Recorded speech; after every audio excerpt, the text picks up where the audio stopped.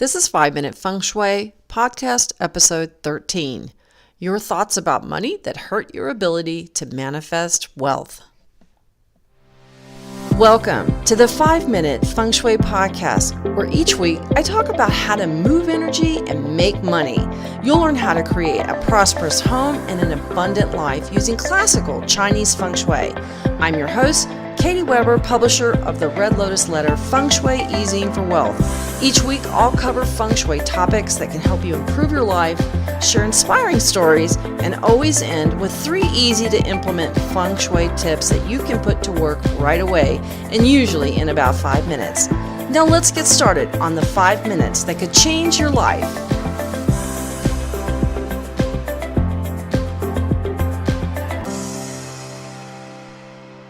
Let's talk about money today.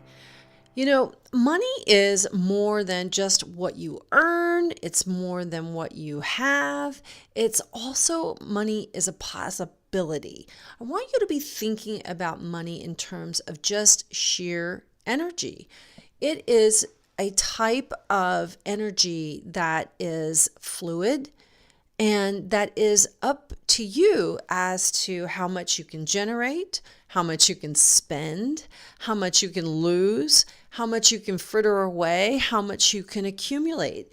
Money is something that a lot of us don't think of in terms of having and accumulating and generating as much as we do think about spending and about earning and about ways that we can pay for bills and get rid of debt, that type of thing. But I want you to put your money or your thoughts about money squarely on where your head is. Because many times where your mind is about money can make all the difference in terms of how much you have. And when I talk about money, I don't mean just money that is the type that you earn. I want to talk about accumulated money. Many times we don't think about accumulated money because, well, we don't accumulate it. We spend it, or we don't make wise decisions, or maybe we make emotional investments, that kind of thing. And what I have found is that if I do almost anything, and I mean anything, not just with money, but if I do anything and I stick with it, over time, it produces results. And that can be whether I'm exercising. It's also like this podcast. I'm producing this podcast and I'm dedicated to doing it weekly. And I've been publishing my newsletter on Feng Shui, the Red Lotus Letter, now for almost 20 years. That means for over 800 and some odd issues every week for almost 20 years, I have been in someone's email inbox sharing what I know about Feng Shui. And that has helped me build a business, and that has helped me build a life where I can take vacations as often as I want, to wherever I want. I don't have to ask anybody for time off. And that has given me and my family freedom in our lives. I determine how much I make or don't make, how much I work or don't work. And that's because I've been consistent about building my list and working and sticking with my business year after year. And the same thing is true with investments. I've always taken sort of the long-term approach with investments. And if you can do something consistently, you can do it successfully. And I'm a big believer that we are a product of our habits. And if you're having money problems, typically you have a money habit that is causing some of those problems. And so let's just take, for instance, I buy canned coffee. Yeah, it used to be a whole big aisle of cans of coffee at the grocery store. Now they're all in boxes and little tiny pods that cost almost $1 each. And then you've got the Starbucks. You've got nothing against Starbucks. I like to go in there and get the occasional coffee myself. And by occasional, I mean 2 times a year. It's to me, I'm a big fan of having coffee at home and I can still buy it in a big old can, and I can make a whole pot of coffee and enjoy it and not have to wait in a line, hope someone calls me, get bumped by other people, and then pay $4 for the privilege of all that. I can spend 27 cents and make a whole pot and enjoy it at home. Now, that's a habit that has gained me money. So I want you to be thinking about what your habits are when it comes to money. And that's because when I think I was trying to remember which podcast this was, but it was about, I don't know, probably 3 or 4 of them ago, where I talked about how there's a trinity of luck in feng shui. And feng shui is based on the idea that you have 3 types of luck: heaven luck, man luck, and earth luck. Heaven luck is where you're born, whether you were born in Paraguay, or you were born in Canada, or you were born in Australia, or wherever you were born. That, and to whomever you were born, that is your heaven luck. And that's the type of luck we can't change. We can't change our eye color. We can't change who our parents are, that kind of thing. And this is a part of the luck that we don't have any influence on. What we do have influence on is our man luck, which is what we do to apply in our world to make our lives better. And then there's earth luck, which is our feng shui. How do we live? Are we have lots of clutter? Is there a sink full of dirty dishes? Or do we keep our homes nice? Are they attractive, clean, organized? Do they help us go about our lives? And that brings us to the man luck. I want to circle back to man luck because a lot of our luck is based on our thoughts. If we believe something is going to happen to us negatively, many times it does. For instance, growing up as a kid, I would often spill a glass of water when I was eating dinner with my family. I'd knock something over. My mom would come to the table and she'd have a dish towel in her lap and she'd say, "Well, I just am waiting for you to knock your glass over." Well, she just kept foretelling I was going to knock my glass over. And guess what? I did exactly what she thought and what I thought. I can't stress enough how important it is that your thoughts have an influence over your habits.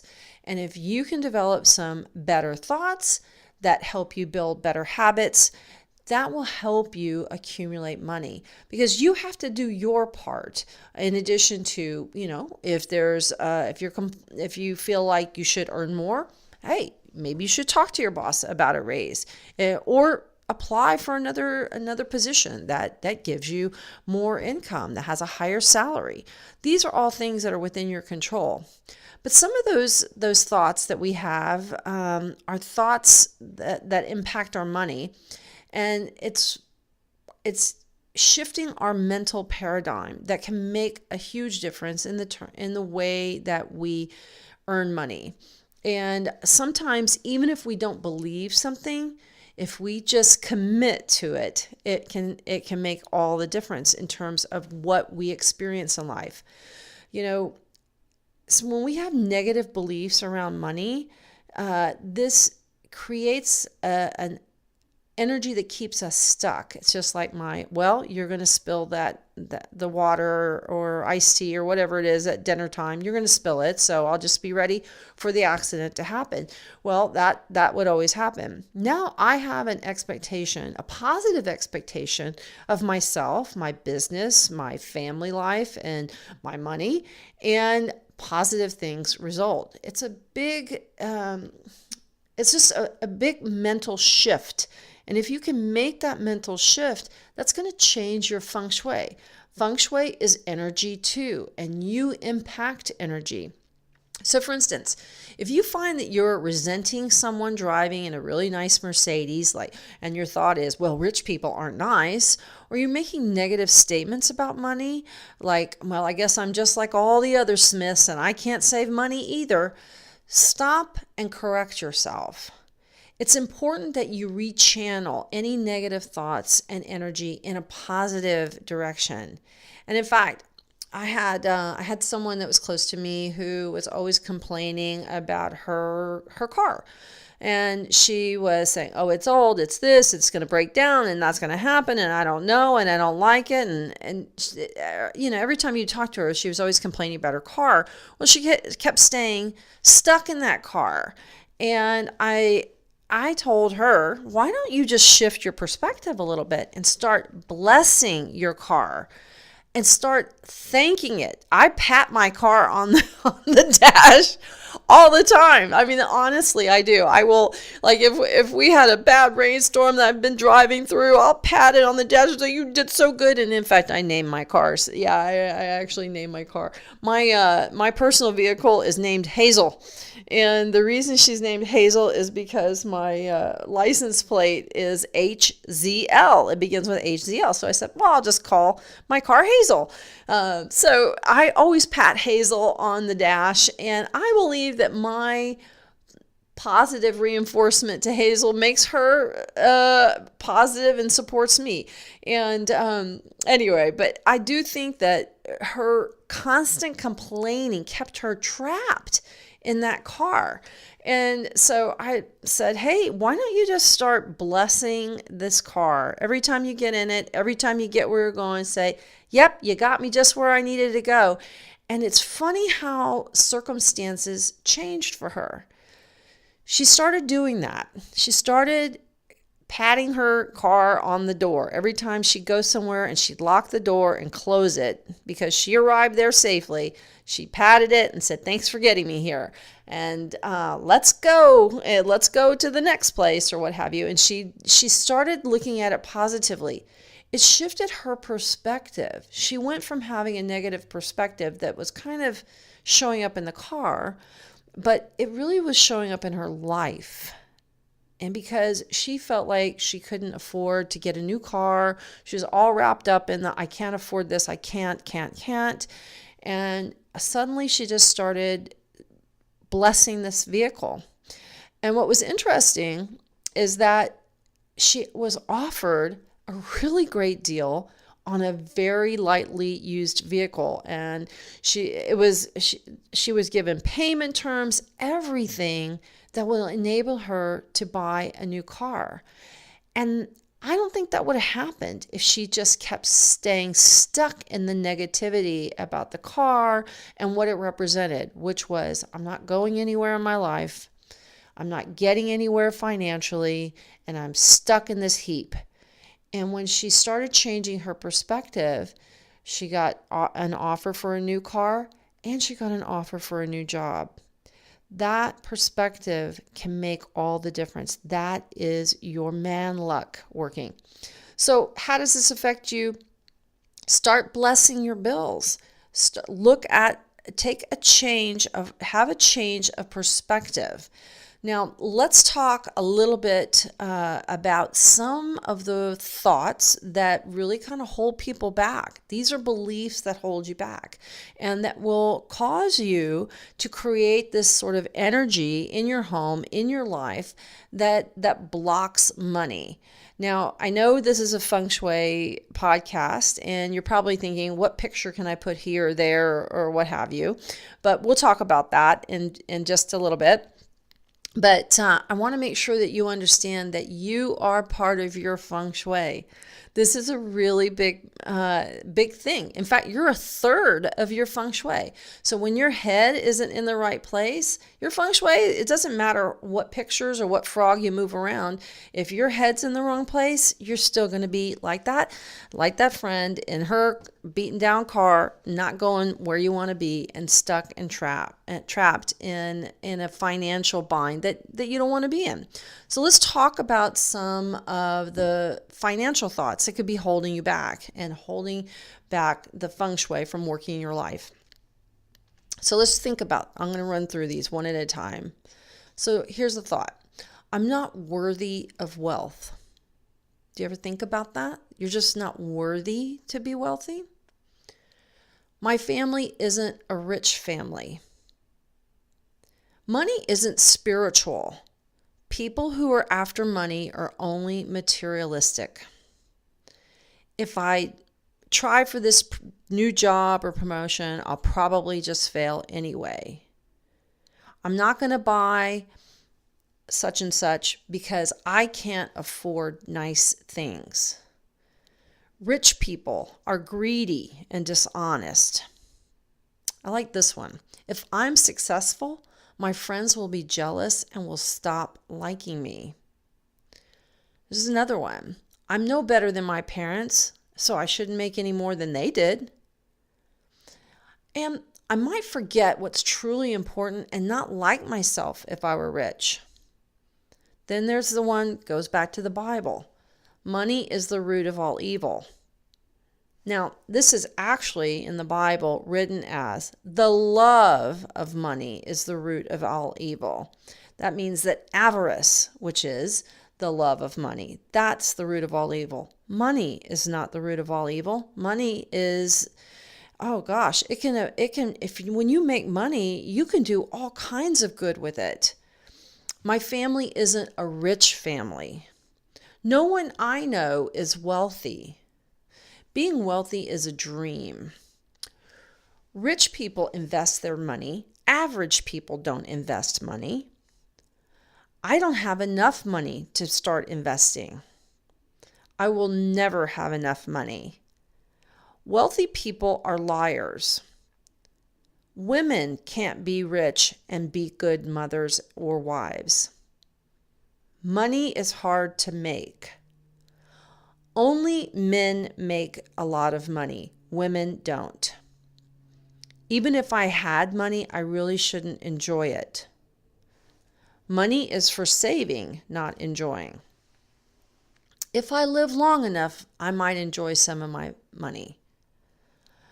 My family wouldn't like me if I were successful. My husband would think less of me if I made more than him. My spouse won't support me if I become wealthy and successful. I feel guilty having more than other people. Are any of those beliefs that you're holding on to? And if you are, why are you choosing to believe them and hang on to them? Are they serving you in some way? If they are, they're just serving you negatively. So let's change that dynamic, right? Start blessing people. When you see someone driving a nice car and you resent that, turn and say, what a beautiful car. I bet he or she enjoys driving that car. Wouldn't that be fun to drive a car like such and such? Like a Mercedes or an Audi or whatever it is that you have your eye on. Let's talk about some 3 quick tips that you can do for changing your money thoughts. One is rechannel negative thoughts and energy positively. Bless your bills, your home, your savings account, and anything related to money. If you can't be positive about it, then at least be neutral. Try not to judge, and that will shift your personal energy. Next, start thinking about what would motivate you to make more money. Many times we're missing a why, something that tells us what or makes us feel like it gives us something to aim for. So if you feel like you'd like a really great vacation or a new car, if you start thinking in terms of possibility like that, it's amazing how the universe and your mind works and circumstances work to change into your favor to help you take that vacation or buy that new car. Even going and test driving a car or going to a travel agent and picking up some brochures about Bermuda or Tahiti or wherever it is that you're interested, that's a huge way to shift that dynamic and rechannel your negative thoughts positively. Last, write out 3 important reasons that you want to create more money for yourself. Is it so that you can give more to your church? Maybe you want to donate to a charity. I like to donate to the World Wildlife Fund. Maybe you would like to do something really special for your kids. I'm going to throw in a fourth tip just for fun. And that is, if you think that you can't save anything, I want you to look at ways that you might be frittering away money. Remember, I talked about my coffee. I pay 27 cents for a whole pot of coffee, or whatever it is, however it works out with a pot of coffee. Look at ways that you can cut back. And then take that money and start putting it into a glass jar so that you can see this money accumulate. I want you to start putting money into something. When we start putting money into a jar or into an investment account or something like that, it's remarkable how our mind shifts because it sees that we're putting money in. Many times we're only accustomed to sending money out, like for bills and for payments and that kind of thing. So there you have it. 4 tips on how to change your money thoughts, because they do have an ability to help you manifest wealth, and they also have the ability to stop your manifestation of wealth and prosperity and the life that you want to lead. Thanks a lot for being with me today. I know this is a little bit of a long one today, but I hope you enjoyed the idea and that you can control your outlook, and that can make a difference in the way money manifests in your life. Thanks for listening today to 5-Minute Feng Shui. The Year of the Pig is coming, and I want to share with you where you can find everything you want in the year ahead. That's because the Prosperity Star is coming this year, and it's showering us with a Roman candle of opportunities for money, abundance, and love. And it's all in my annual Feng Shui Forecast Success Pack. You'll get a full year of in-depth Feng Shui details about how to use the energy of the year for success and prosperity. And it's for every house and every zodiac sign. And my forecast also includes lucky clothing colors, handbag, and wallet colors. You'll get a full zodiac report for your Chinese zodiac sign and so much more. Be sure to go to redlotusletter.com/annual for all the details on the Year of the Pig.